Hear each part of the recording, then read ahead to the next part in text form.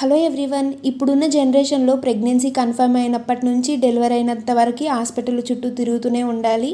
Scannings అని, blood టెస్ట్లు అని.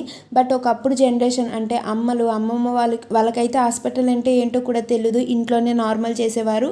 బట్ ఇప్పుడు కంపల్సరీగా హాస్పిటల్కి వెళ్ళాలి. ప్రెగ్నెన్సీలో అసలు ఎన్టీ స్కాన్ ఎందుకు చేస్తారో తెలుసా? సో మనకి అల్ట్రాసౌండ్ చేస్తారు కదా, అప్పుడు ఎన్టీ స్కాన్ అప్పుడు బేబీ నెక్ దగ్గర వెనకాల ఫ్లూయిడ్ మెజర్ చేస్తారు. ఒక థిక్ ఫ్లూయిడ్ ఉంటుంది. ఆ ఫ్లూయిడ్ మెజర్ ప్రకారం బేబీకి ఏమైనా అబ్నార్మాలిటీస్ ఉన్నాయా, ఏమైనా డౌన్ సిండ్రోమ్ ప్రాబ్లం ఉన్నాయా, క్రోమోజోమ్ ప్రాబ్లమ్స్ ఏమైనా ఉన్నాయా, ఇవన్నీ కూడా రూల్ అవుట్ చేస్తారు ఎన్టీ స్కాన్ ద్వారా. సో మనకి ఎన్టీ స్కాన్లో బేబీ హార్ట్ బీట్ కూడా వినిపిస్తారు. నేనైతే నా ప్రెగ్నెన్సీ జర్నీలో బేబీ హార్ట్ బీట్ విన్నప్పుడు చాలా ఎమోషనల్ అయ్యాను. మీరు మీ ప్రెగ్నెన్సీ టైంలో first time baby heart beat విన్నప్పుడు ఎలా ఫీల్ అయ్యారు కూడా కామెంట్ చేసి చెప్పండి. ప్రెగ్నెన్సీ టైంలో ఎన్టీ స్కాన్ కంపల్సరీగా చేయించుకోవాలి, ఎవరు మిస్ చేయకూడదు.